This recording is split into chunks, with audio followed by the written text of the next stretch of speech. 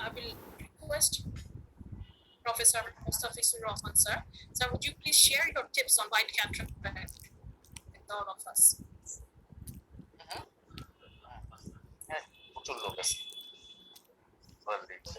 Ronju, sir, are you there? Thank you, Omar Sharif, for your nice presentation. I would like to add two things. Number one, pre-operative. That is, I will about calculation. In this case, we prefer ultrasound A scan, not optical coherence biometry. And second thing, there is fundus visibility is poor.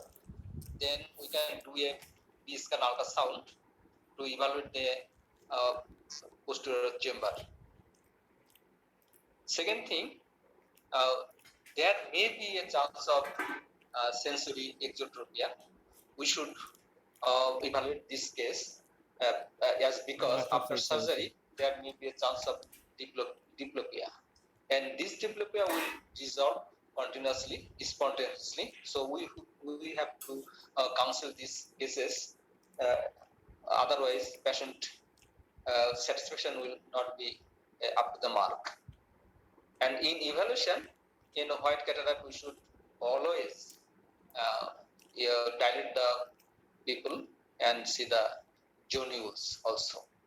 And another thing Omar Sharif missed, in white cataract, the capsule may be fibrosis or wrinkle. In that case, we have take another precautions also. The perioperative, he mentioned nicely. There is no problem. The one thing, the intralenticular pressure and anterior chamber pressure. Two things important. Here, most of the time, anterior capsule radiates towards the periphery as because of increased intralenticular pressure. So, Omar Sharif nicely described, after completing a small rhexis, we have to debulk or aspirate the liquefied cortical matter, that is protein. And regarding the protein, I would like to mention another thing. Post-operatively, these protein materials may remain in anterior chamber, so we will have to remove all the proteins materials, because these proteins are antigenic to the body. Otherwise, there will be a chance of prolonged inflammation. And in this case, we have to make follow-up for a 1 or 2 months regarding inflammations. Thank you all. Thank you so much, sir. Before I proceed, I want to say that Professor Dean Mohammad Nurul Haq sir has joined us. By himself, he is an institution. Thank you, sir, for joining us. Now we will move on. Thank you, sir. Now I'll move on to the next presentation. Professor Prakash Kumar Chaudhary, sir, he'll be giving his wonderful talk on posterior polar cataract. Professor Prakash, can you please share your screen?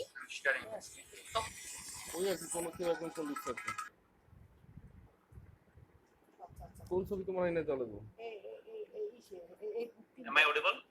Yes, and the slides are visible.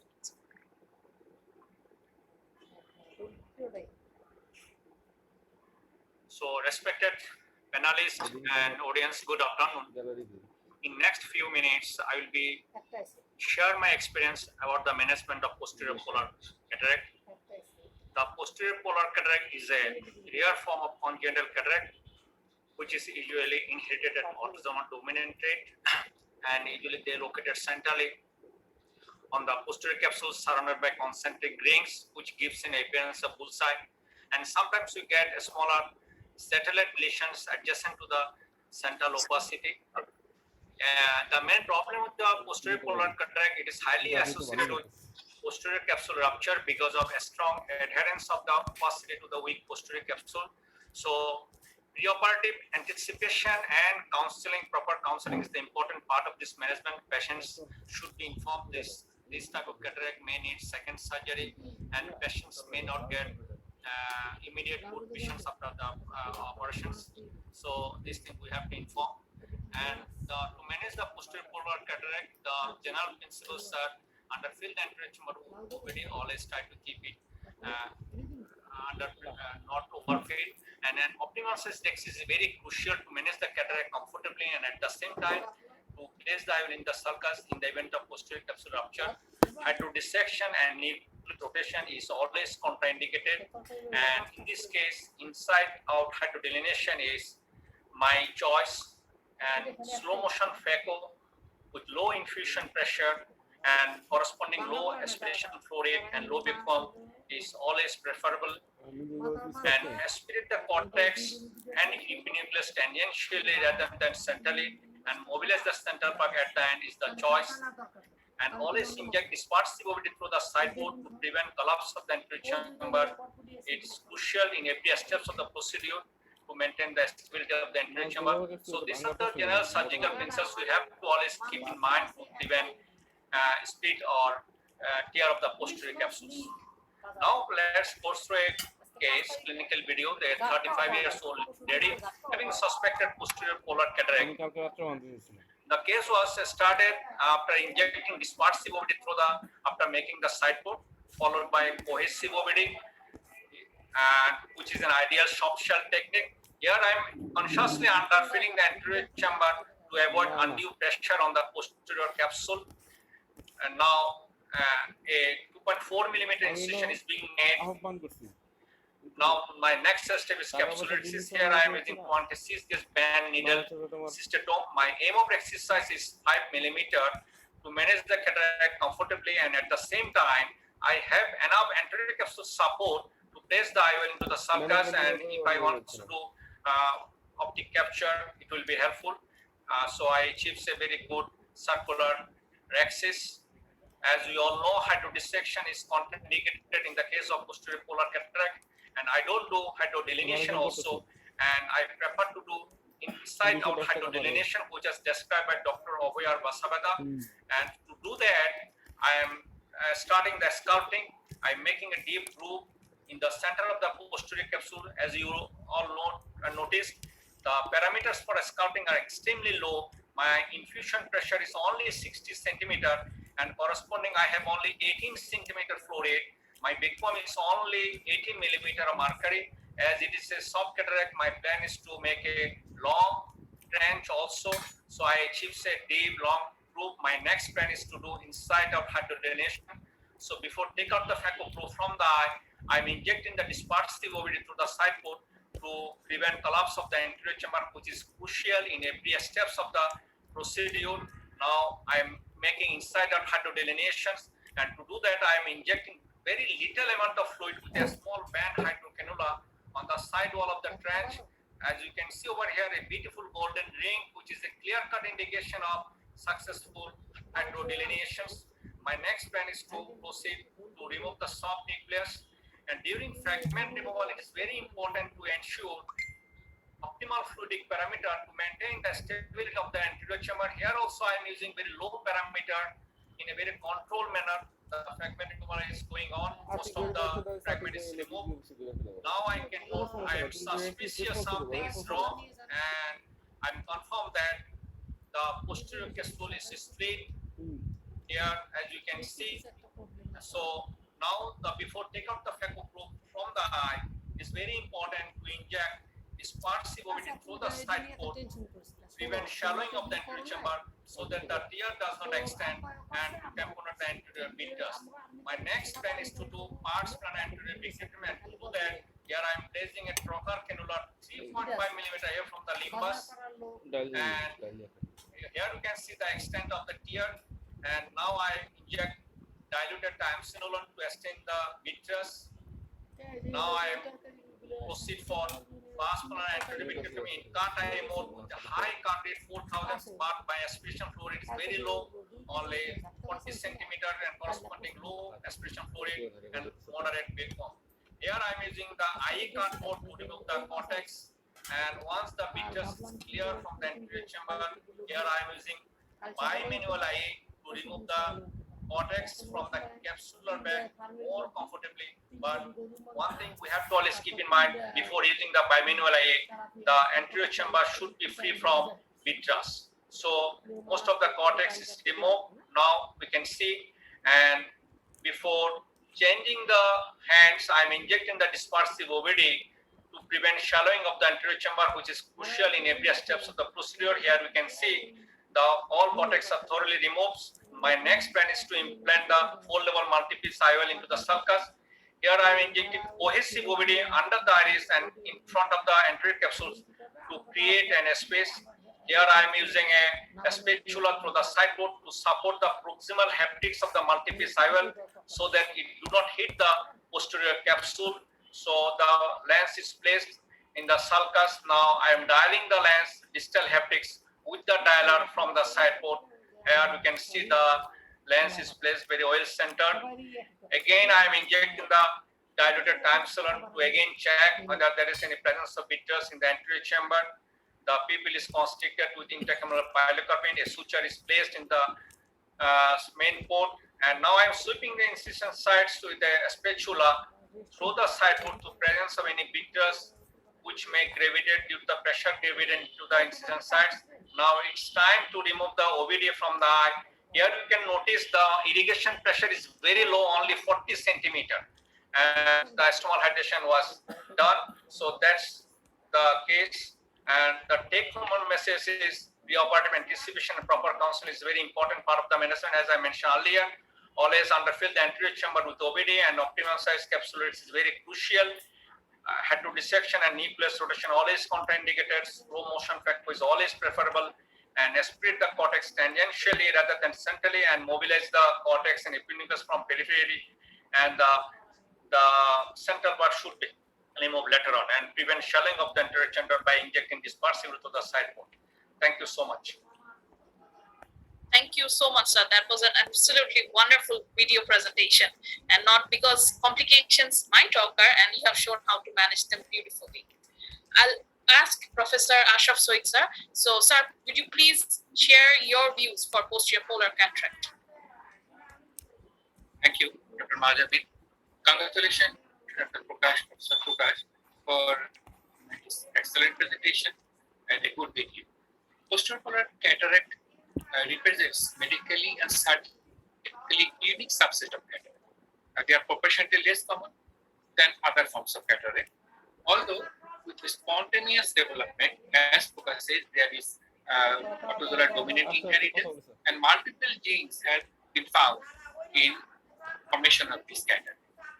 The global eye conditions such as segment mesenchymal dysgenesis, persistent hyperplastic primary interest, hyaloid artery remnant are more clinically relevant to these type of cataract formations.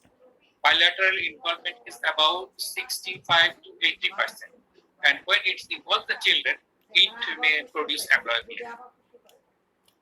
And posterior capsular problem is the main subject of interest and challenge for the surgeons.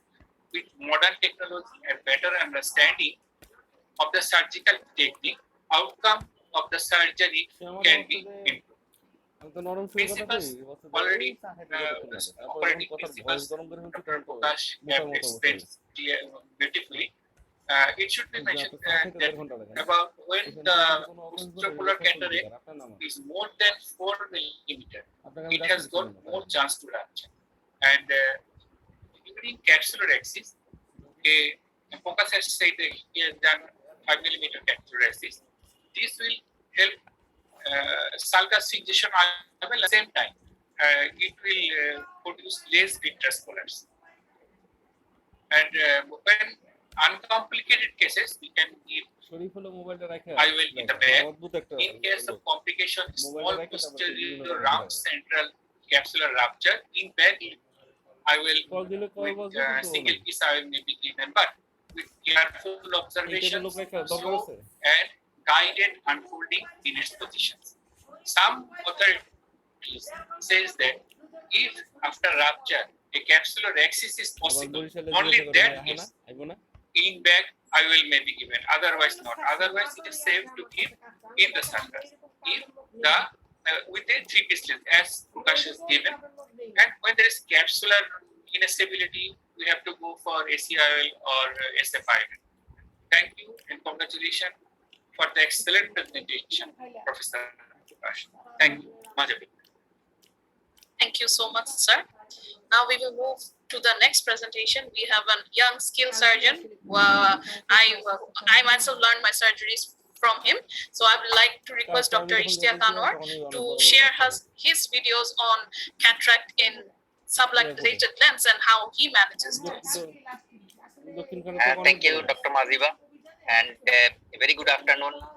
And Assalamu alaikum to all the panelists and moderator, Dr. Maziba. I would be talking next 6 minutes on how to manage subluxated cataracts. Whatever the cause is, the main mechanism how to manage will be dependent on the grade of the lentil opacity, whether there is a vitreous disturbance or not, and the degree of subluxation. As in the 4 photos, we can see that there are different grade of cataract, and the subluxation is of a different magnitude.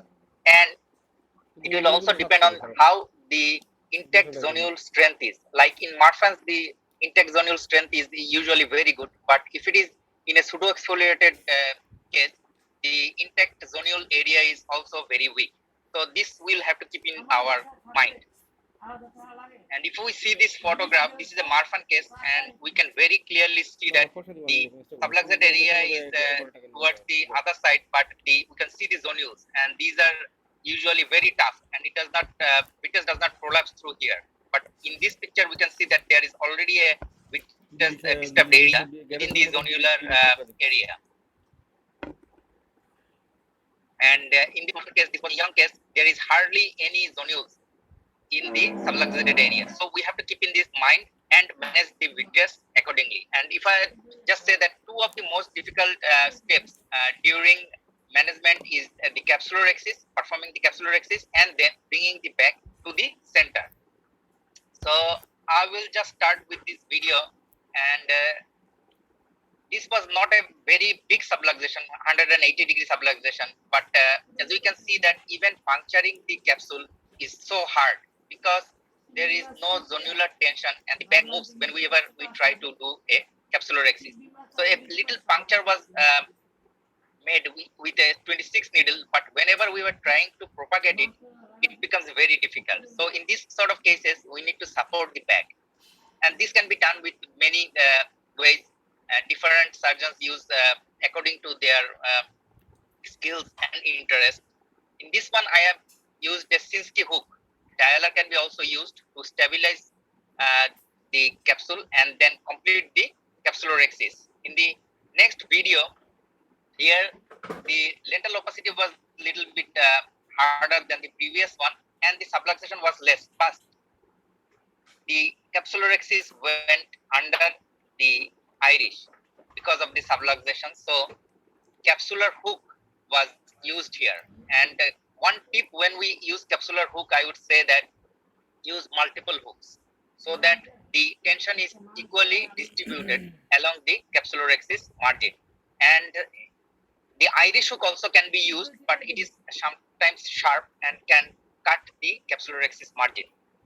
And there are 3 types of tensioner ring, capsule tension ring. One is the Sioni, and other was the capsule tension segment, and other one is just the CTR. This we can use according to the degree of the subluxation. Here in this video, I'm going to show that after the capsulorhexis was done, a 90 Prolene with a straight arm is passed through the sclera nearly 2 millimeters posterior to the limbus. Then that needle is passed through the eyelets of the capsular tension segment, or whatever. If we take a Sioni, we can pass it in the eyelets of the Sioni. Again, it is railroaded back from the same side. Then the CTS, capsular tension segment, is put into the capsulorhexis area, and once we tighten the suture, we can see that the bag has gone to the center. Then hydrodelineation, hydrodissection, depending on what is the grade. This was a relative soft, so only IA. With only IA, I could remove all the lens material. So here we can see that that bag is central, and then IOL was given in the bag. So this is my one of the favorite videos that I keep on sharing. This is a subluxated lens, traumatic one, which was there was vitreous in the anterior chamber. So I used the femto laser because that makes life very easy. It performs the capsulorhexis without any hassle. It's a central position hydro capsulorhexis, and then hydro dissection was done with bimanual IA. Most of the lens matter was brought out, but at this stage I could see that vitreous was coming out and the bag was also coming towards the IA port. So I planned to use a Cioni ring in this case because this was a big dialysis, and this was a children of 12 years age. And with the same technique again, passing that needle through the sclerotomy, and then dialing the CT Cioni ring in the capsular bag. And then once we tighten that, that goes in the center. We do IA, and then we can give IOL. So this is how it looks post-operatively, and the patient did very well with the vision also. So my take-home message would be that have all the gadgets. So because sometimes what happens that we start and then we see that we don't find any CTR or Cioni. So we should have everything before we start the OT, and try to retain the bag because this maintains the compatibility of the eye, and in long term prevents secondary glaucoma and many more things. Thank you. Thank you so much for the wonderful, absolutely wonderful presentation.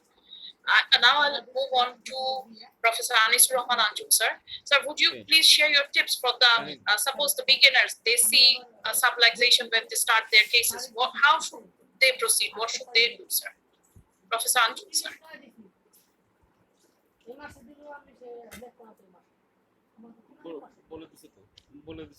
Beginner, it is not ideal to perform subluxation surgery in subluxated lens. But the beginner, it is not ideal to do phaco subluxated lens. It is for the skilled surgeon to do the surgery. And we're not very much accustomed to the use of CTR and iris. We're not very much accustomed, all of us. So you have to remember that vision is the first priority, not the comfort. When vision is the first priority, so you try which is best for you, which one you can perform. There is no chance of voyeurism or ego. Because you are not treating an eye, you're treating a human being.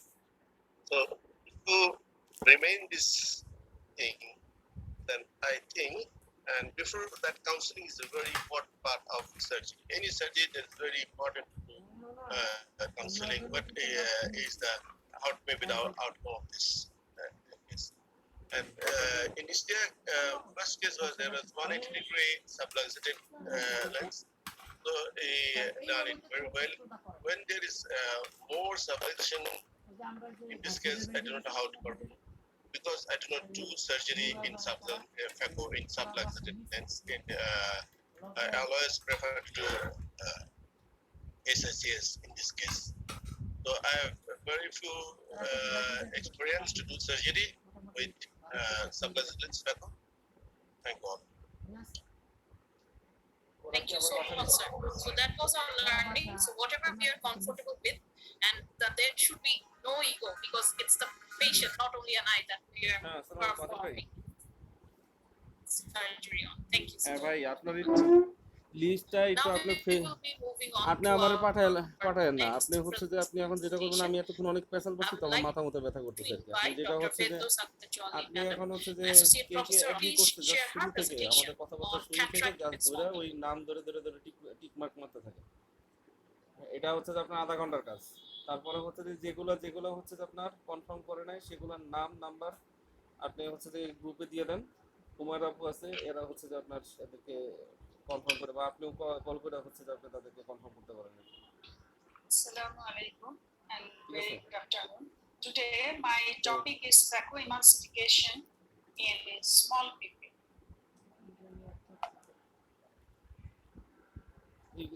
Iqbal যারা ভাই আছে না You know, one of the challenge faced by a ঠিক cataract আছে তাহলে হচ্ছে surgeon যে আপনি is জাস্ট dealing হচ্ছে যে with এখন the হলো total small list people. Update করেন আর কি What টোটাল is the লিস্টটা হচ্ছে critical আপডেট diameter করে for কতজন the হলো people to be considered as small? আমি Is it খাইতেছি আমি এখনো খাইয়া শেষ করতে পারিনি বুঝতে or পারছেন 4 নামাজ millimeter? পড়ছি খাচ্ছি আপনি জাস্ট If একটু the জাস্ট people লিস্টটা does আপডেট not করেন dilate beyond the 4 millimeter, we update করে call আপনি it গ্রুপে দিয়ে দেন small people. আচ্ছা ঠিক আছে We know small people is a well-known risk factor for safe cataract surgery. About 1.6% of cases fall into this category. Well-dilated pupil is necessary for safe surgery, so pupil management is mandatory. So, what is the problem with small pupil during phacosurgery? There may be several complications may happen in every steps of cataract surgery, like limits the size of the capsular axis, makes the nuclear disassembly more difficult, increases the risk of iris injury, bleeding from iris or iris prolapse, iris becoming trapped into the ultrasound tube, also reduces the visualization of both during cortical removal and also IOL implantation. And complications after cataract surgery, in case of excessive handling due to small pupil, in case of excessive handling of iris tissue, prostaglandin releases, which lead to severe immediate postoperative inflammation and later develop chronic cystoid macular edema. Another thing we know recommended pupil diameter of femtosecond laser assisted cataract surgery is 5 millimeters. So in case of small pupil, it is contraindicated unless otherwise it can be managed properly. We have to know some most common mechanisms of small pupil formation. These are the primary due to ineffective dilating drop or highly pigmented iris, secondary due to some other ocular pathology or systemic pathologies. We know ocular pathologies are pseudoexfoliation syndrome or posterior formation due to anterior uveitis, acute congestive glaucoma. And systemic pathology includes diabetes. Trauma may cause meiosis due to blunt trauma to the globe. Some pharmacological agents like systemic alpha-1 adrenergic agonists, for example, tamsulosin, doxazosin, or diazosin, these are used for prostate problem. Some iatrogenic process, that is due to excessive handling of iris intraoperatively or prolonged surgery time, may cause small pupil during surgery.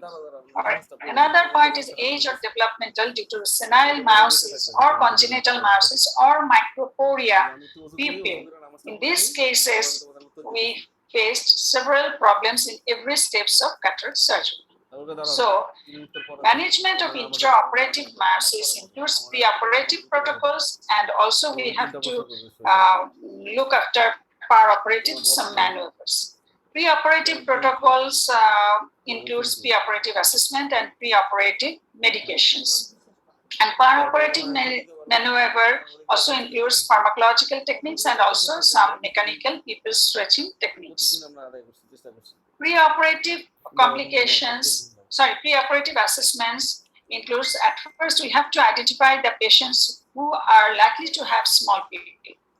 And the patients having some ocular comorbidity or systemic comorbidity that may cause small pupil, proper history of systemic and ocular medication that may cause small pupil should be taken, and it should be documented in the prescription. Preoperative medications, at least a week before, we have to give topical steroid in case of anti-uveitis, topical NSAID at least a week before surgery, or administered with regular dilating drops before surgery, especially in case of uveitis cases, or if we want to do femtosecond laser assisted surgery in these cases. Cessation of myotics, if any patient already having, it should be stopped a week before surgery. Topical hypotensive agents could be used, and anesthesia usually it surgeons dependent, but preferably local anesthesia. And traditional topical mydriatics referred 1% tropicamide and phenylephrine, but in our country it is available in 0.8% tropicamide and 5% phenylephrine. And adjuvant NSAIDs, topical NSAIDs are considered to enhance and sustain pupillary dilatation. So we have to follow stepwise approach in managing small pupil. At first, we have to dilate the pupil, topical medication, and also phenylephrine or epinephrine intracameral injection, then viscodilatation, posterior synecholysis if there is any posterior synechia, pupil stretching technique, and also pupil expander. Perioperative maneuvers, we can use intracameral mydriatics. These are the different types of intracameral mydriatics. There are several pupil expander devices we can use, whoever prefer which one. Now come to mechanical pupil stretching procedure.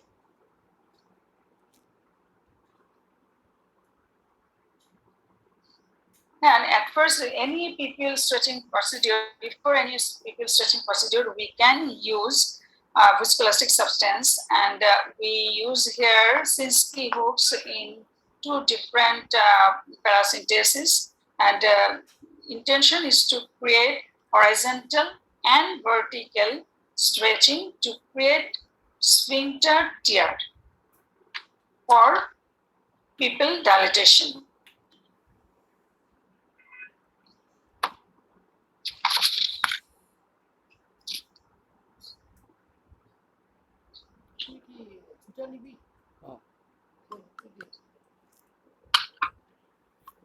Another technique is sphincterotomy. If there is any pupillary membrane, it should be dissected before surgery. Can be carried out for fibrotic pupillary membrane around the pupillary margin. Sphincterotomies can be performed with long venous scissor through the paracentesis. It should be done one at a time, depending on the need to have more. Cuts should not go beyond the sphincter, pupillary sphincter. Another technique is the use of iris hook. Here, 4 to 5 evenly spaced paracentesis can be performed, and hooks are introduced catching the iris edge to dilate the pupil. Advantage of iris hook is easy manipulation, widely availability of the hooks. When zonules are weak along with the small pupil, hook will support the capsular bag as well as keeping the pupil dilated. And another situation, hook is preferable over ring during esophageal implantation. And after implanting IVL, iris hooks removed from the anterior chamber, and this is very easy to remove from the anterior chamber.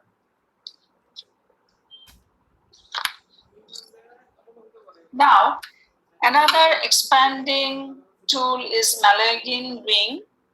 When people alone is the problem, this type of ring device is preferable. Most popular pupil expansion ring is the Malagin ring.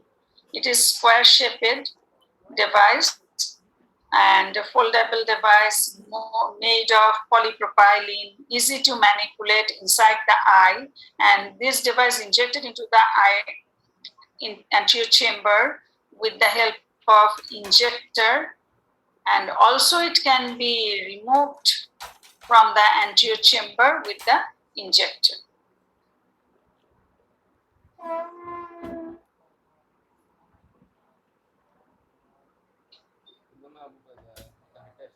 And every steps of introducing and removing ring or any expander from the anterior chamber, adequate viscoelastic substance should be injected.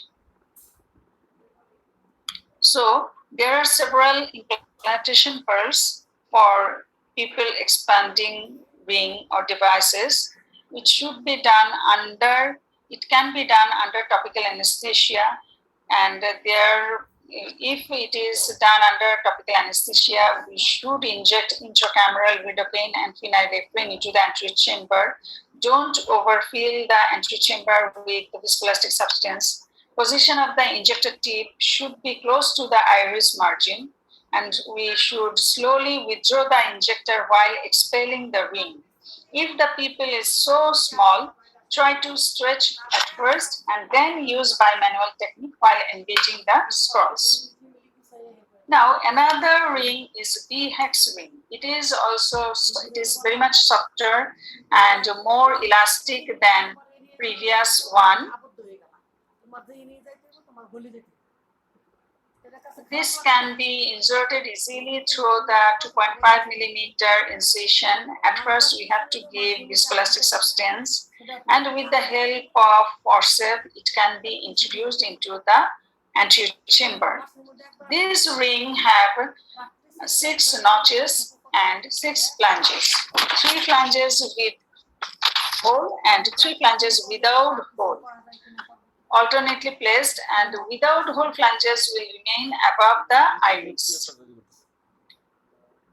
And after implanting it, rest of the procedure, phaco procedure, will be very much easy for any phaco surgeon.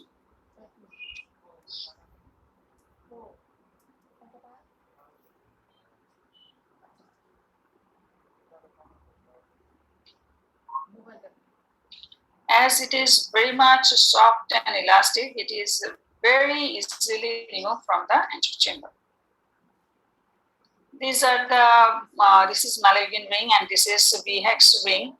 Malaguin ring have scrolls or channels or pockets. This is biplanar structure, but B-hex ring has notches and flanges, but it is single planar structure. It is very much thin, and in Malaguin ring, their injector is required, but in B-hex ring, injector is not required. And the iris can be bent without any harm with the B-hex. To do femtosecond laser-assisted cataract surgery, pupil expansion can be done with the Malaguin ring or B-hex ring. Here, special attention should pay to fill the anterior chamber completely with viscoelastic substance to keep homogeneity of the optical path and to prevent air bubbles entrapped within the viscoelastic substance. One point should keep in mind that the flex cases where prostaglandin mediated intraoperative myosis may happen.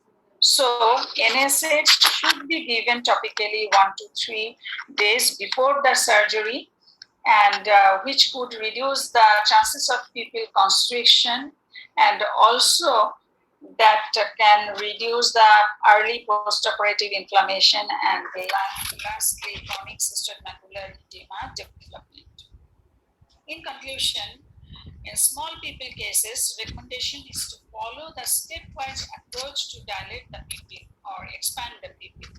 Two main drivers for the decision to use pupil expansion device is the size of the pupil, and another is biomechanical properties of the iris. Added manipulations and cost of the mechanical devices are by far outweighed with the safety issues.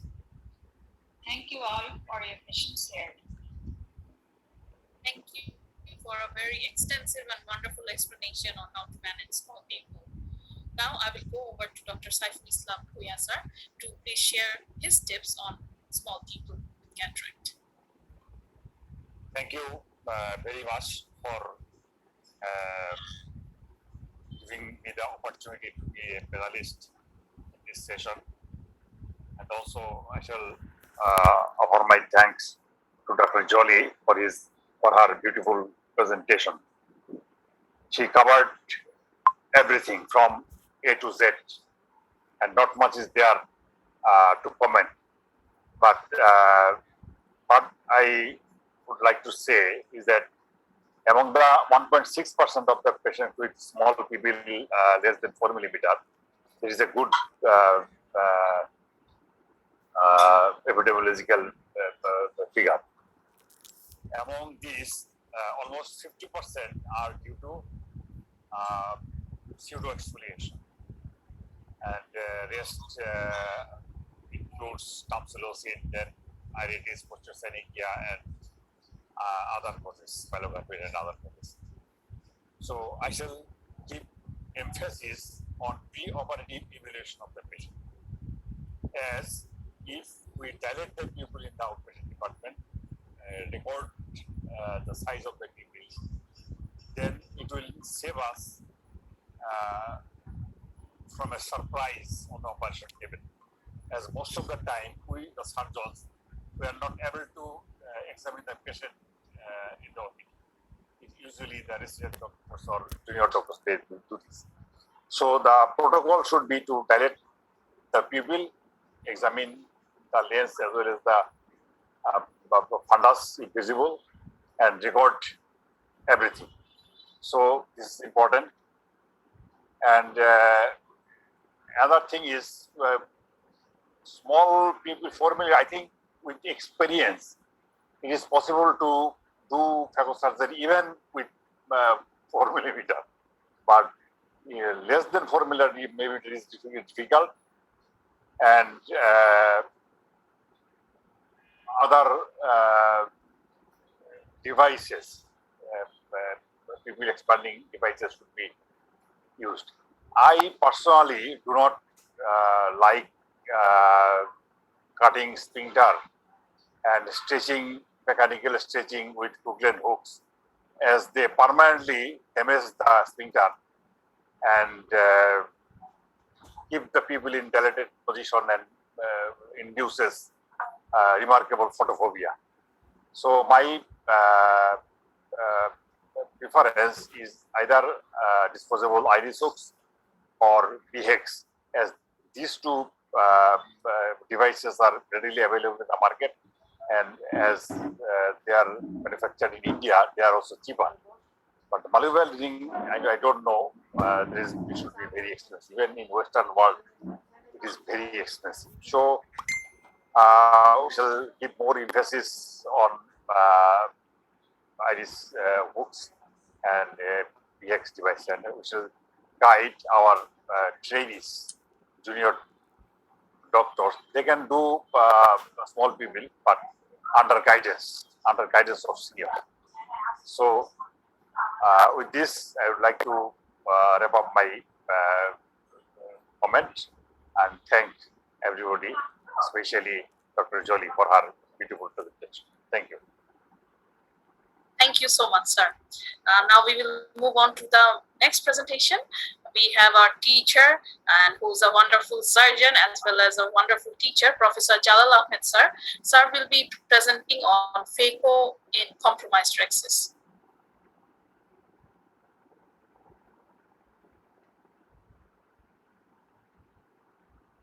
Thank you, Dr. Mahaziva. This is a recorded presentation, so I can start now.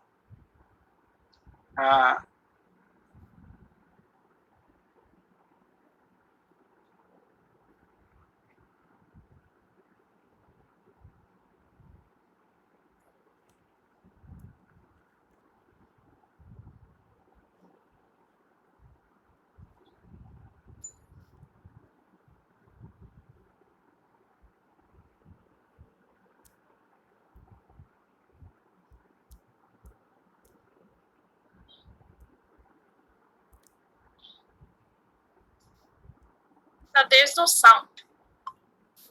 Yeah.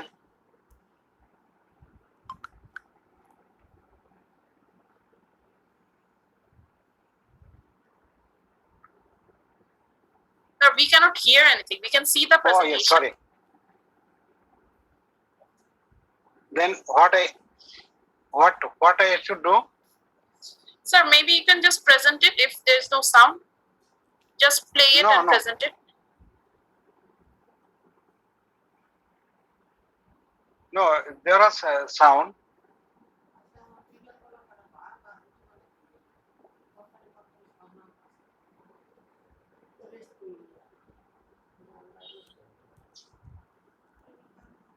Sir, sound nine, sir. Sound nine? না sir sir আপনি বলে যাবেন sir ও আচ্ছা Sir, you presented yourself.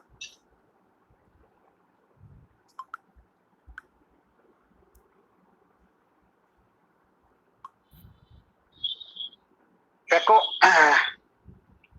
Rexis is most শোনা যায় না? Sir শোনা যাচ্ছে স্যার। না স্যার, আপনার বলতে হবে স্যার। এই প্রেজেন্টেশনটা শোনা যায় না স্যার, আপনার বলতে হবে স্যার, ওটা বলছি স্যার, আপনি বলেন। How frequently Rexis extension occur? It is from 0.79 to 5.5%. Per operative Rexis TR is a reality. Surgeon and patient factor due to or other reasons there is Rexis TR. And what to do if the Rexis is torn? Do what is best in your hand, and prime target is safety of the patient's vision. Then option in a torn Rexis is close the eye and repair. Ask a more experienced surgeon if available. Better not continue against the odds and ends up with nucleus drop. And the level of skill and experience, availability of the instrument, convert to SICS or HCA, or performing anterior chamber phacoemulsification, or continuing with endocapsular phaco. If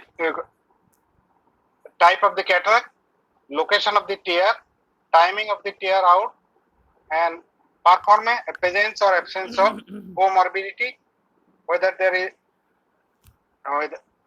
primary or secondary or spontaneous. And pseudo exposition, etc.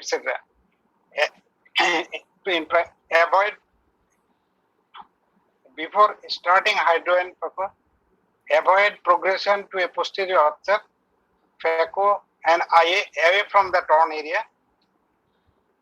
Increased phaco power and decreased fluidics parameter. Avoid AC fluctuation, and IOL inject dispersive OVD, and IOL haptic should be placed 90 degrees away from the tear margin. It is a video clip showing in the subincisional area there is Rexis extension, and so tear is completed from the opposite direction and completed. So there is a radial extension at that point. This was a LRI incision to correct the astigmatism. Now phaco is done after using viscoelastic substances. A triangular fragment of nuclear fragment is removed away from the incision area, mainly in the intact area. Then again viscoelastic is injected. Then gentle dissection is done and nucleus is rotated. Then the other fragments, small fragments are done and then removed one after another in the intact area.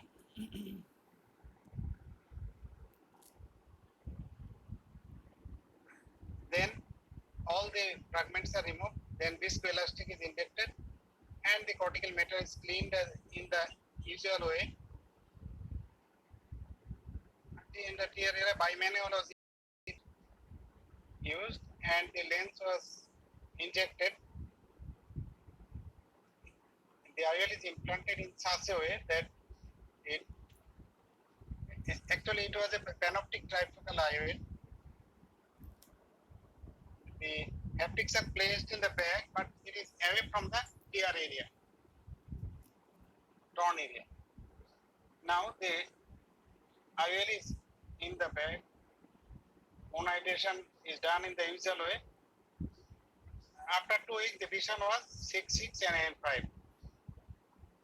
Here is another case, hypermature white cataract.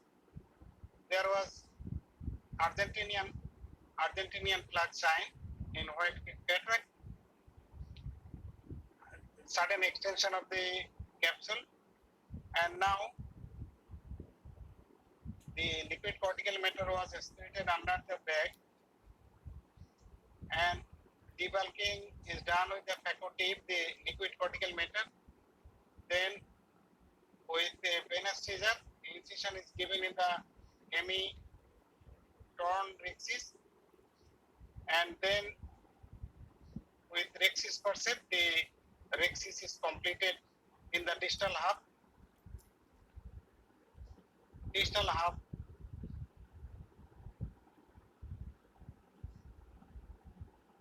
up, that part is completed.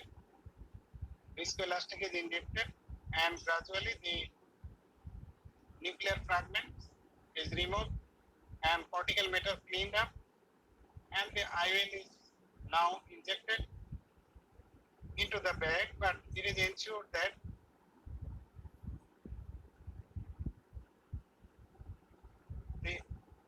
both the haptics are within the bag.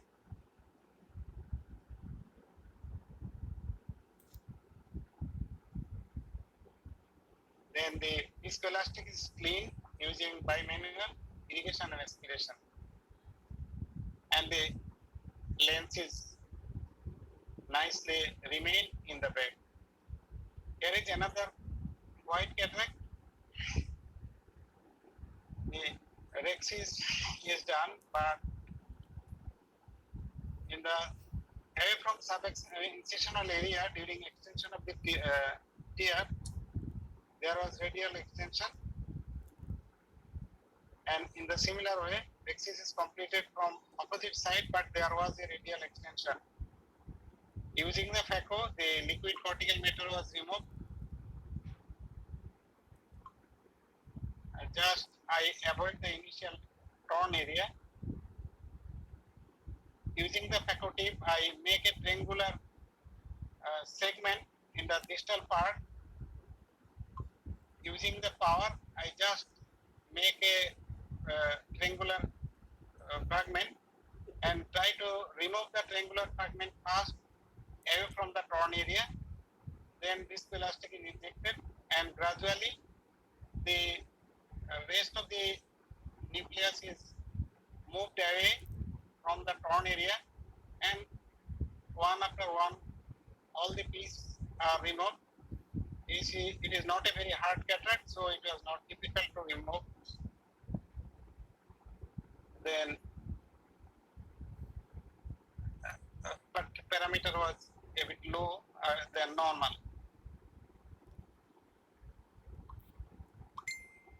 Viscoelastic is injected before removing the phaco tip.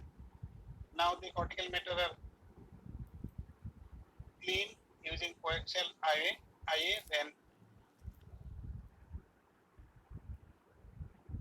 then viscoelastic is injected, and a lens is implanted in the bag, and the haptics are placed away from the torn area,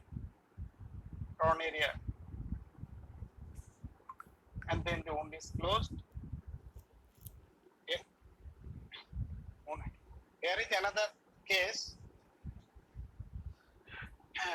Surgeon during performing phaco, the injection, the needle was just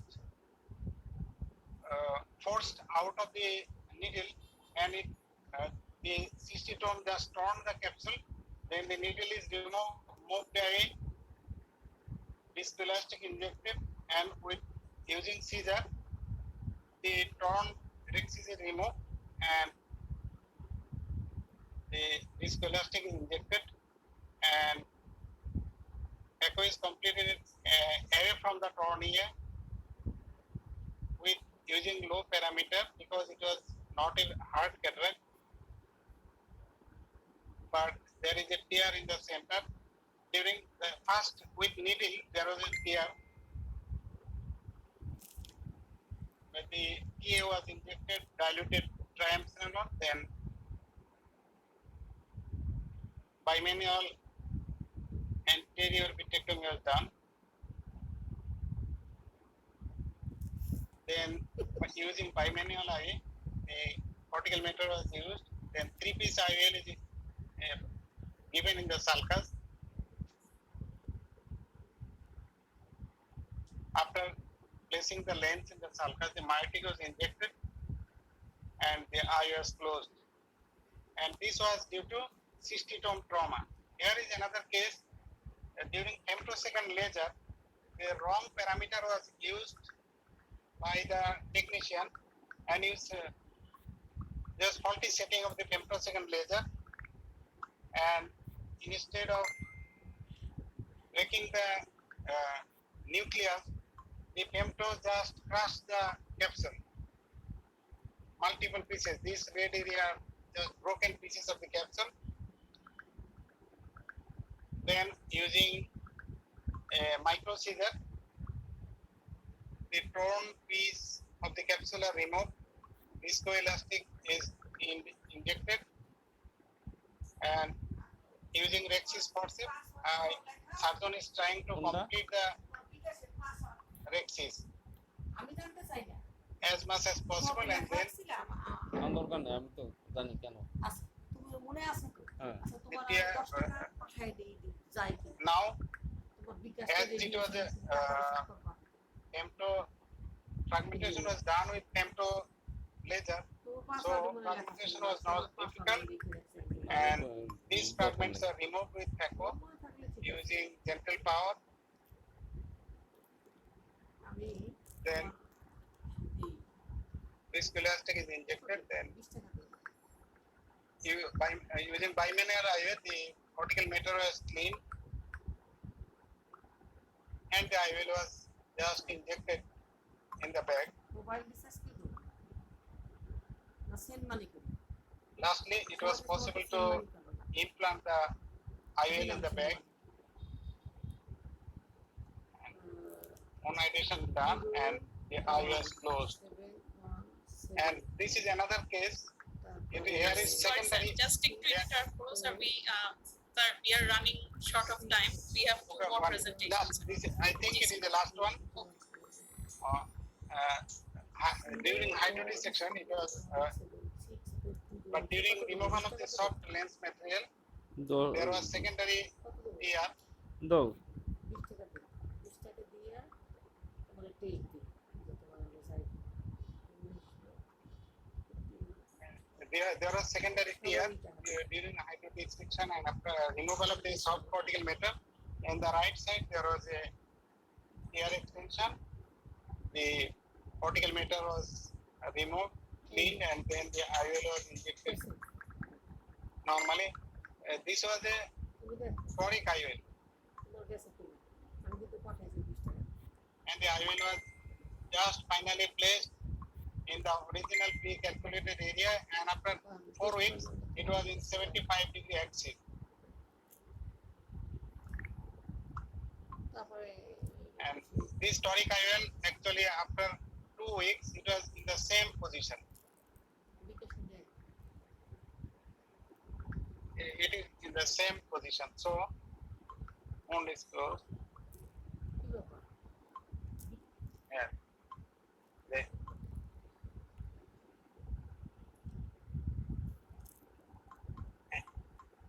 So, in conclusion, we can say that with proper precaution, appropriate instrument, and IOL, phaco is possible in most of the হ্যাঁ টাকা আসছে cases of radial extension, depending on the surgeon's skill. Inbox কই ও inbox Thank you all. And I am sorry that the sound did not Zakia work. কাদের receive No, sir, absolutely no problem, sir. We could hear you live, so thank you so much, sir. Now I'll move on to Professor Namung Haq, sir, to share his tips on phaco in compromised cataract. Professor Namung Haq, sir. একটু practice করে দিলাম টাকা উঠানো মানে Thank you, Professor Jalal Ahmed. All of you know that Professor Jalal Ahmed is very highly experienced surgeon in Bangladesh. Here, what he shown, the cataract in compromised, that is, it is depends on the experience. If the cataract is soft, then it can be done very easily. Not so easily, it can be done by all parameters with a known experience of phaco. But if it is hard, then surgeon's experience is very important. If the surgeon is prepared not to go to the phaco surgery, rather it goes to the ECCA or SICS, then he may turn into that that type of surgery, not to do the phaco surgery. Here, Professor Jalal Ahmed, as he is very experienced, he done all of these cases, very difficult cases, very আর্থিক সমস্যাটা বুঝলাম না nicely লোকটার কাছে সব done with, list বললাম যে আপনি কনফার্ম করেন done with এখন তো phaco. সবাই মোটামুটি But my question 24-25 is জন হয়ে on গেছে Professor Jalal Ahmed. 30 জনের Here মতো you 24-25 জন হয়েছে বাকি যারা হয় না that তাদের there is লিস্ট capsular আমাদের X then is strong, but you have done the multifocal ion. But is it indicated or not? My question is to Professor. Now, if I would answer this, actually this was pre-calculated trifocal IOL. It is not multifocal, it was a panoptic IOL. And the radial extension was not very big. And after placing the IOL in the bag, after 1 month, I examined the patient after 1 month. The lens was in the bag and the vision was 6.6 and N5. But ideally, if there is rexis extension and if there is chance of lens to be tilted, we should not give trifocal IOL. And in that case, monofocal is better. Thank you. And with these few words, I conclude my panelist comments. Thank you so much, sir. So we have 2 more presentations. We will have those presentations back to back. Then we will hear from Professor Dean sir.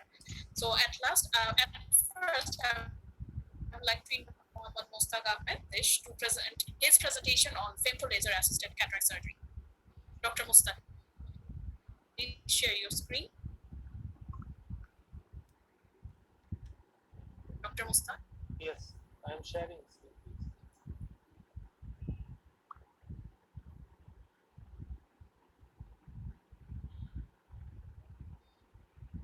Thank you, Dr. Majida. Very good evening, learned panelists and audience. I will talk on PLEX has advantages over manual phaco emancipation. Am I audible? Yes, you're audible. I have no financial interest. A laser that emits optical pulses with a duration in the range of femtoseconds allows for precise cutting of tissue with minimal collateral damage.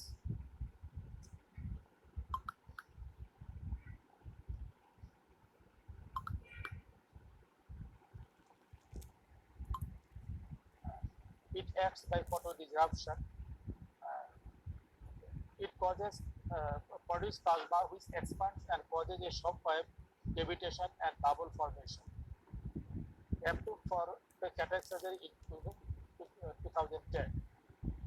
In our institute, that is NIU, we use catalyst machine.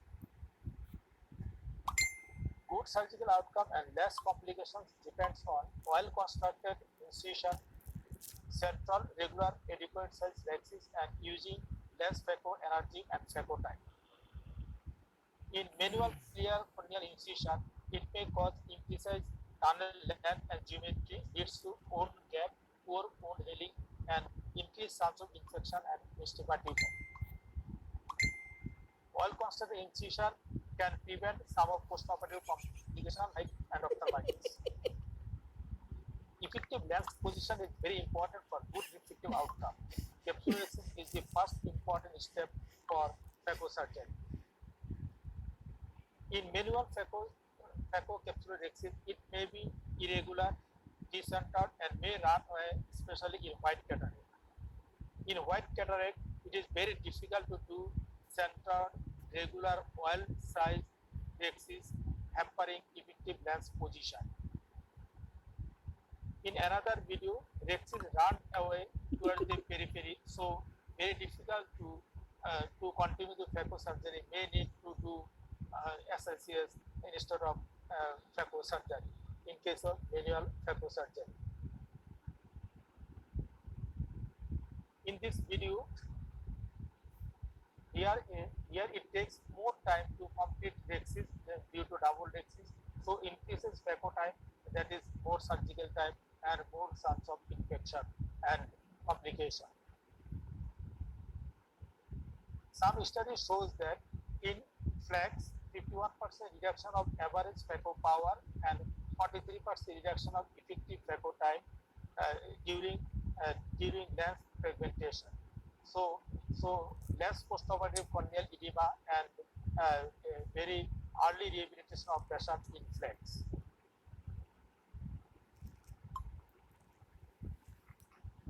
In hard cataract, it needs more phaco power, more phaco time, and more chance of complication. That is corneal edema or may chance of postcapsular tear. It is also like that in hard cataract is very difficult and need more phaco power and more phaco time, which may cause complications. Femtosecond laser offers a new level of precision and reproducibility of aesthetic surgery, helps to optimize the capsular and corneal incisions.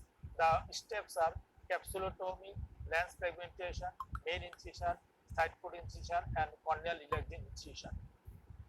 First step is docking. After proper docking, the flax can start after proper docking, and there is by flax, precise self-sealing incision is readily possible by femtosecond laser assisted cataract surgery. It is a treatment plan summary for femtosecond laser assisted cataract surgery, that is capsular rexis, fragmentation, and incision. In femtosecond laser assisted capsular rexis is very precise in size, shape, and centration, which helps in good effective lens position and causes minimum risk of PCU and produce uniform fibrosis and healing. In case of nuclear management, in case of flax, is needed less ultrasound energy, less effective phaco time, reduced temperature, so clear cornea in first postoperative day. It is a treatment summary plan for flax.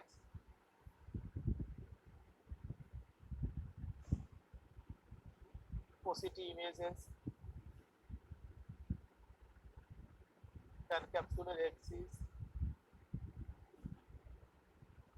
fragmentation and the softwaring of the nucleus and incision.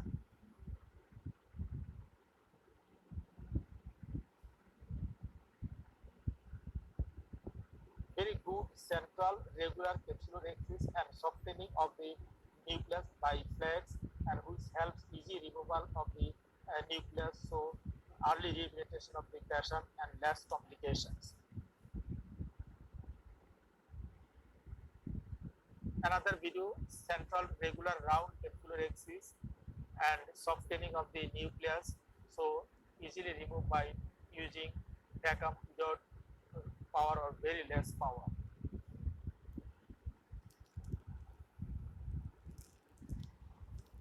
Some studies shows that in femtosecond laser assisted cataract surgery, lower effective phaco time, less loss of endothelial cell, and less or no corneal edema. So, patients should be selected with proper counseling and should be motivated with realistic expectation, need skill, technical hand, and proper functioning range. Thank you for the question. Thank you so much. Now we will go to the last section of this session.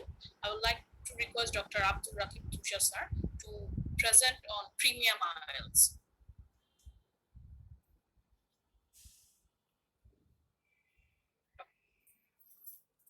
Thank you, Maziba.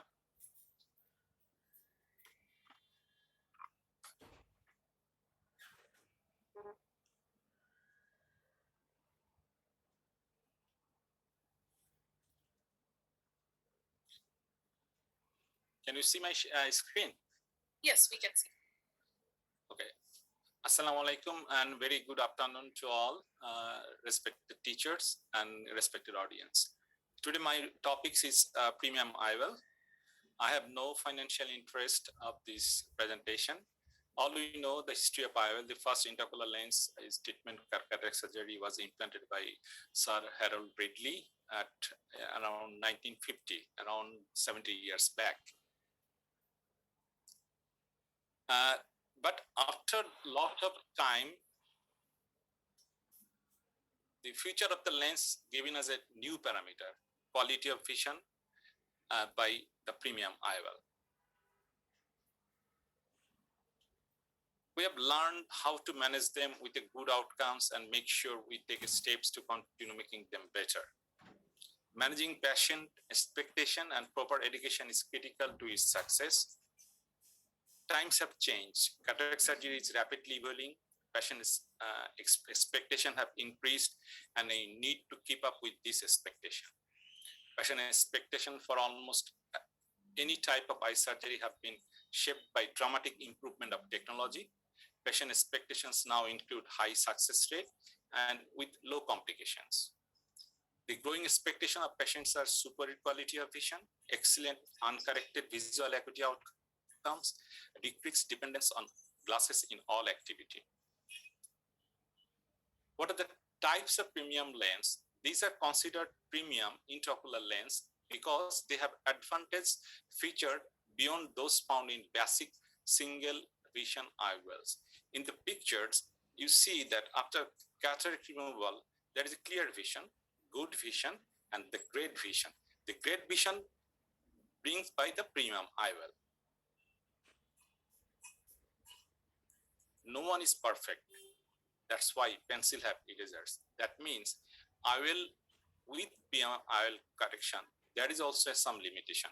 So establishing predictable result with the traditional lens surgery is critical before converting a cataract patient into a refractive patient. It includes modern biometry, modern formulas, advanced cataract surgery techniques. You should under-promise and over-deliver. Educated with positive attitudes. When you educated well, more people will choose the implant that best suits them. Simply converting them to a premium lens patient without education is a setup for problems. Which lens to choose? Don't worry about it. The key is to educate them with the right information, short and to the point. Too much information can confuse the patient. Pick the best candidate. Everyone is a good candidate unless pathology excludes him or her. Look for cylinder. Suppose you are wanted to put a multifocal lens on a patient, but the patient has the astigmatism more than 1.5 diopter. Don't put simple multifocal lens. Exercise caution in patients with previous refractive surgery, like it can cause postoperative surprise in LASIK or PRK patients. Need different formulas for IOL calculation in this particular type of patient. Consider high ocular surface issue, high astigmatism, ARMD, moderate glaucoma, optic nerve disease, diabetic retinopathy, a lot of things. So recommendation is that the patient still wants to be told which option is best for them. A strong, well-informed recommendation is the key to assisting the patient with the lens choice. This is the most important slide. Improving surgical outcome, most common cause for post-op surprise axial eye length errors, enormous carrying, IOL position, capsular axis dependent. What is aspherical IOL? Slightly flatter in periphery and are designed to provide better contrast sensitivity, reduce the aberration, gives better visual acuity.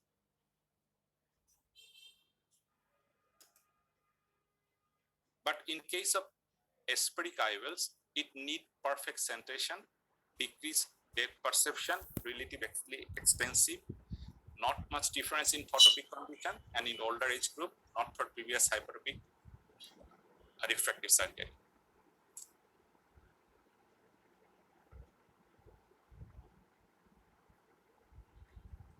This is the surgery of aspheric IOL. It's a simple thing, simple procedure like other phaco surgery, but more important thing is to the well-centered capsular axis is essential, and the lens should be in the back and proper centration.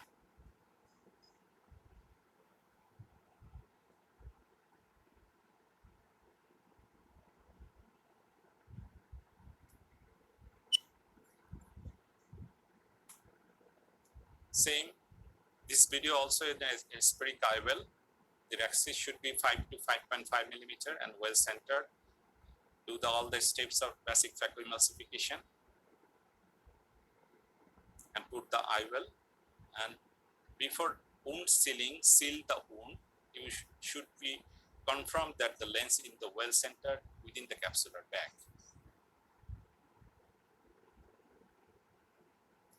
Next, POM IOL is toric IOL.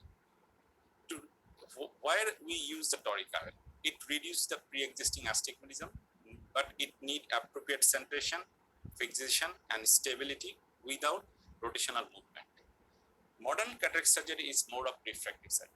Myopia and hypermetropia can be corrected using the appropriate spherical powers of IOL.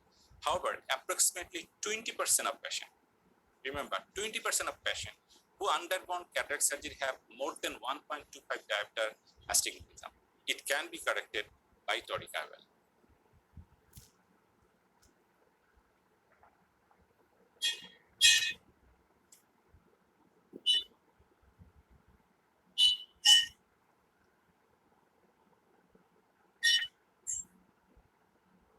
Patient selection for toric IOL. Pre-existing regular astigmatism, more problem if axis is away from 90 to 180.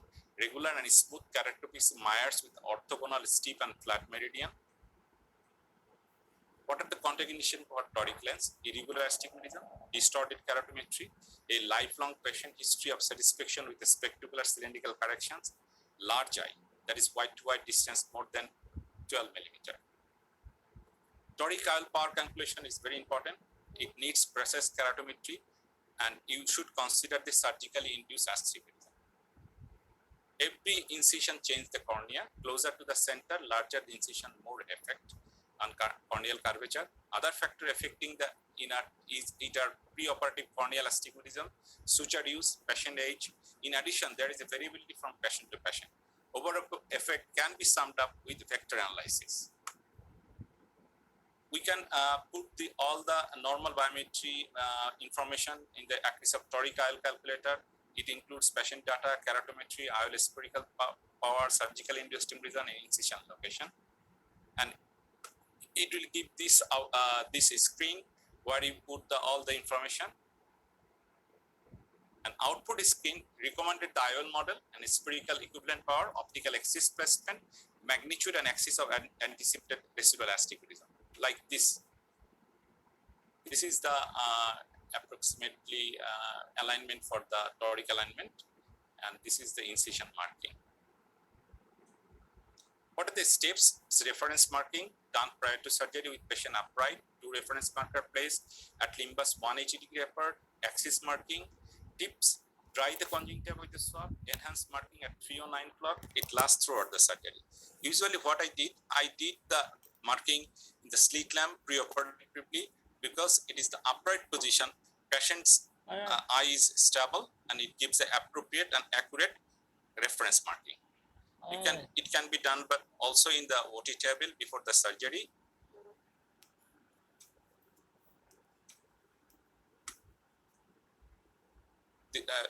These two are the reference marking, and this is the axis alignment of the toric IOL. The same thing, appropriate axis, 5 to 6 millimeter axis, all the steps of phacoemulsification, put the IOL, remove the OBD after putting the IOL without final alignment.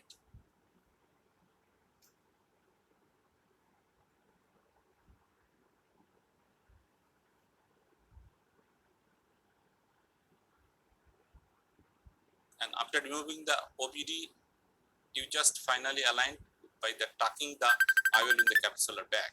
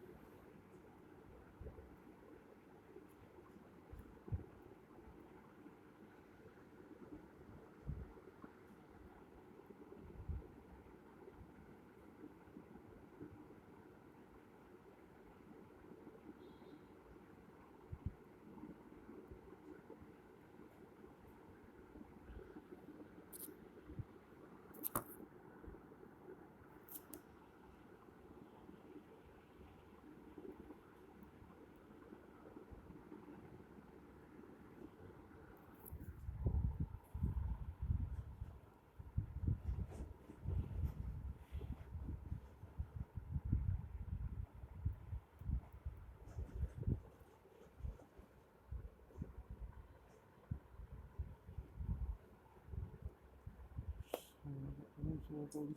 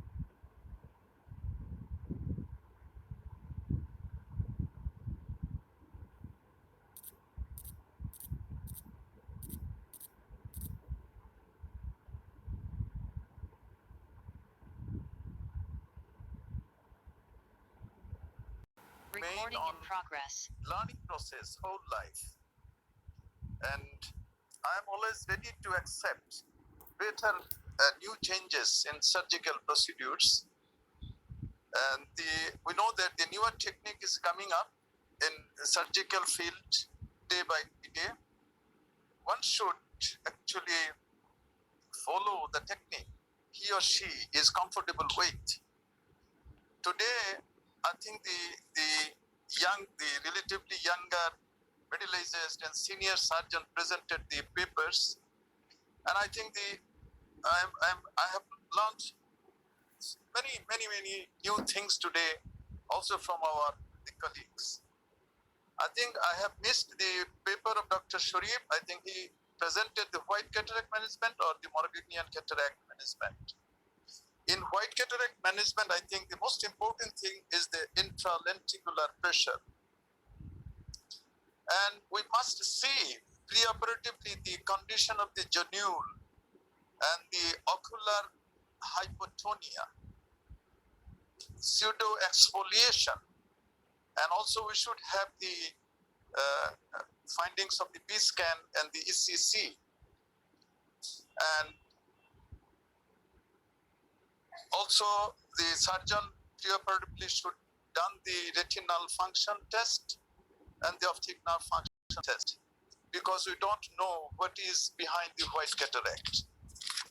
So, and about the Professor Prakash expressed him very nicely in posterior polar cataract management.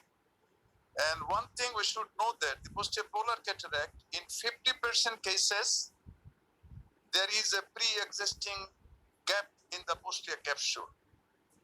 And in 50% cataract, polar cataract, the posterior capsule remain intact.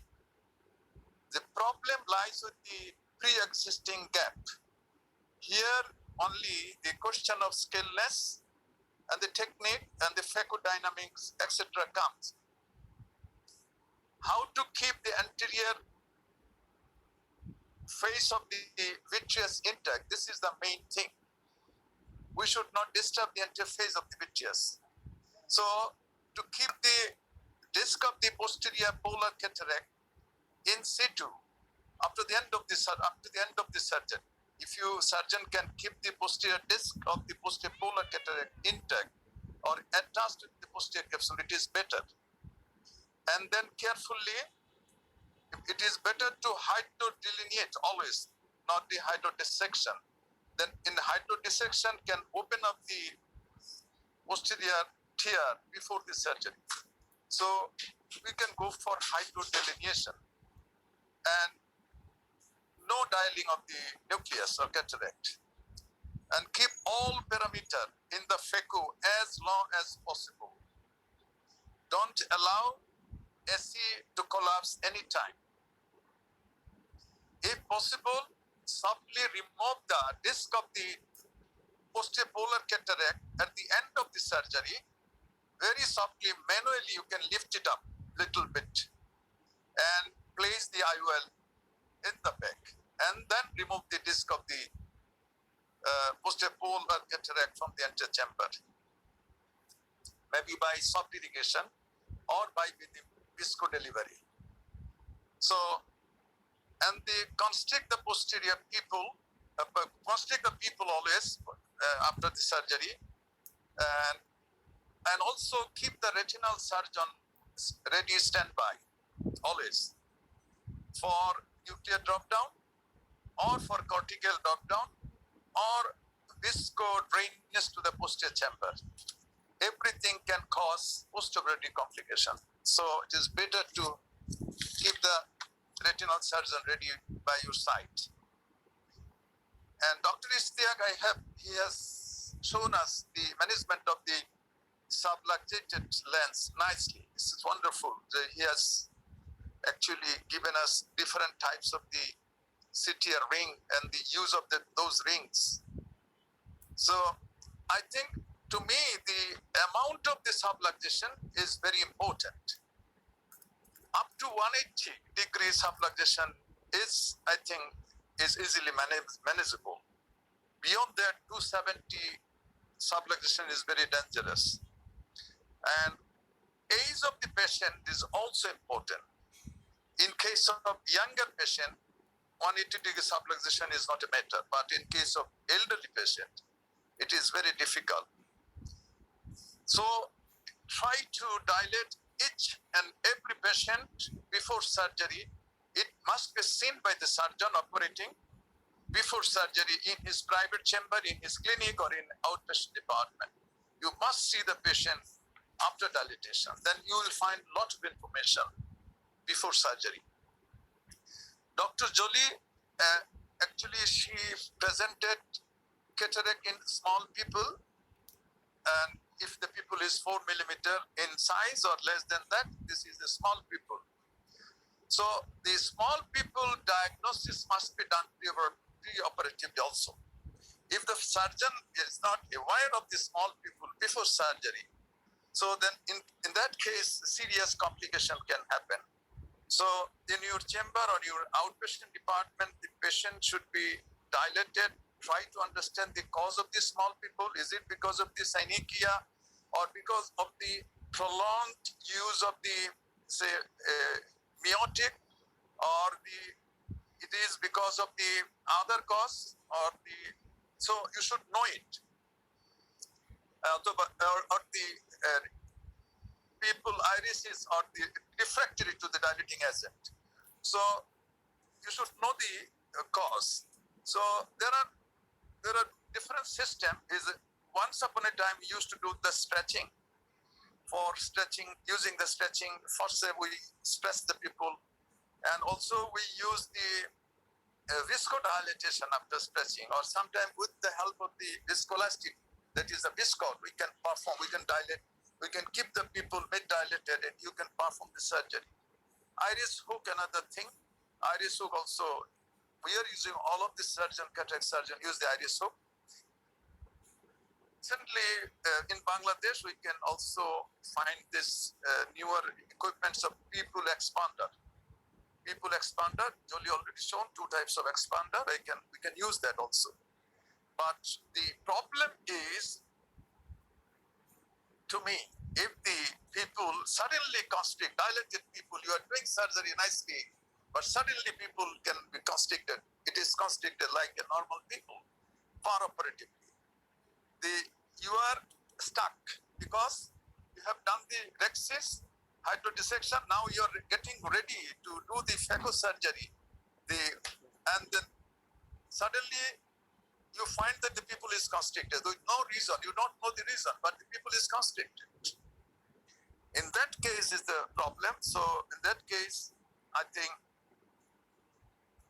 be quiet and try to take a deep breath, and then you just give the viscoelastic, make the SE form, and then use the iriscope, take your time and complete the surgery slowly. So, and Professor Jalal, he is a very experienced surgeon. So he was actually fighting with the radial tear. So radial tear, we see the radial tear especially in the cases of the hypermature white cataract mainly, or in any other cases of if there is base interlenticular pressure, or if the patient is not given preoperatively the SCMOX tablet to decrease the intraocular pressure. In that cases, or the in any reason, maybe the surgeon using the block anesthesia. In that case, maybe there may be intraocular pressure risk. In that cases, doing the capsular exercise is very difficult. So, in case of radial tear, if you see the tear, it is run. The tear is going. Radial tear is already is there. So you have to overcome this problem. This is because you are the operating surgeon. You cannot say that no, I am not doing the surgery because there is radial tear. So be quiet. Quickly form the antechamber, preferably with the biscuit. If you don't have biscuit, use the methyl cellulose, no problem. And try to complete the rexis starting maybe from the other side. You can try to complete the rexis. And if the rexis is halfway done, then you can make a bigger rexis and covering this radial area. Maybe your rexis will be distorted, no problem, but you have saved. So, and you can use a long fine scissors. There is long fine scissor, anterior capsular cutting scissor, long fine scissor. You can enter it through the side port, through the main port, no problem. You can make a small cut in the radial capsular axis, in the radial here, and then with the forceps, you can make a capsular axis, complete the capsular axis easily under viscoelastic. And if usually in radial tear cases, the nucleus luckily is softer nucleus because it is white cataract, maximum cases, 80% cases. In that cases, you can take the nucleus at the iris level, iris plane. You should not be at the capsular plane. You should be above the capsular plane. And use frequent viscoelastic to save this endothelium. But keep the cataract up and then do the capsular phaco, complete the phaco.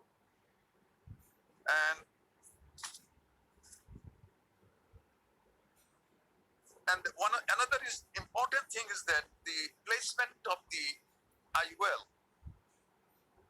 It is better to place the foldable IOL, not go for the multi-piece. Multi-piece is difficult. Rather than the foldable IOL, the single-piece foldable IOL is better, and place the IOL in such a way that the haptic never passes through the tear. Then the IOL will be eccentric, decenter. So the IOL will be decenter. To prevent the decenter, better to keep the haptic away from the tear. And Dr. Mustaq, I think he's actually presented about the femtosecond assisted cataract surgery. This is it's a newer technique, and it is definitely a luxury to the surgeon, and it is a luxury to the patient as well, I think. So affordability is important. If the patient can afford, and surgeon is very skilled in doing the femtosecond, then it is definitely a good technique. Definitely with a skilled hand, it is a good technique, no doubt about it. Dr. Ishtiaq, actually he was talking about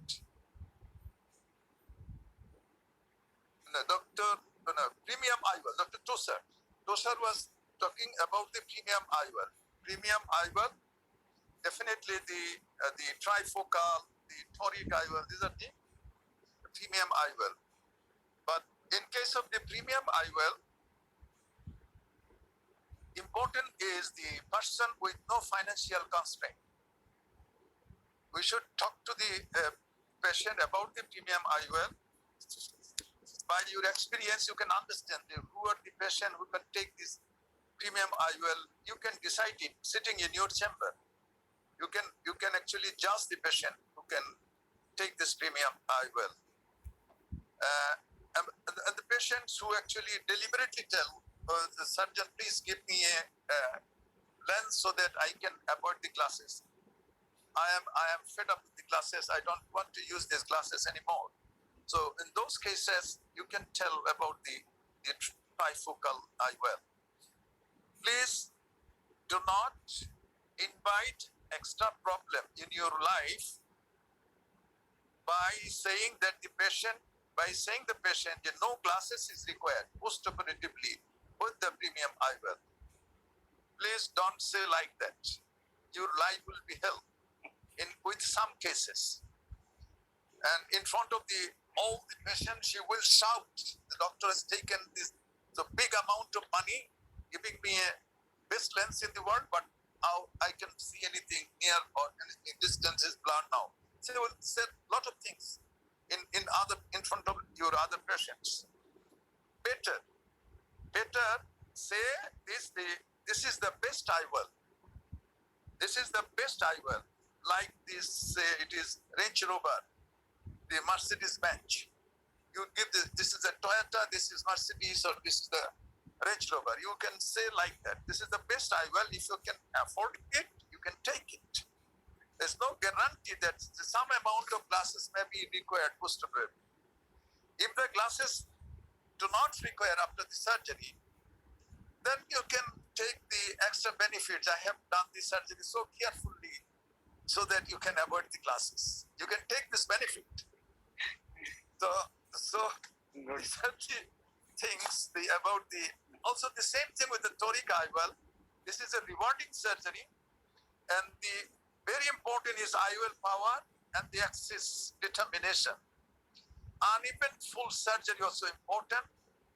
Very small rexis should not be there, or big rexis also a problem. It should be a central optimum size rexis. The rexis should be of that size that IVL should be covered 0.5 millimeter to 0.7 millimeter circumferentially with the rexis margin. So for this, because it should be stable always, the toric IVL. So with all these things, I want to conclude, and I want to congratulate the master of the session, Dr. Maziba, all the paper presenters, organizers, and all the participants in this wonderful session. Thank you very much. Thank you so much, sir. It was a pleasure having you with us, sir. Now we will move on to the next session. Thank you all for being with us. Thank you so much. Thank you. Dr. Strong, sir. Walaikum salam. কেমন আছো? Sir, Strong, sir. ওয়ালাইকুম সালাম professor. Recording stopped. তুমি তোমাকে ভালোই প্রকাশ করেছো। দোয়া করবেন স্যার।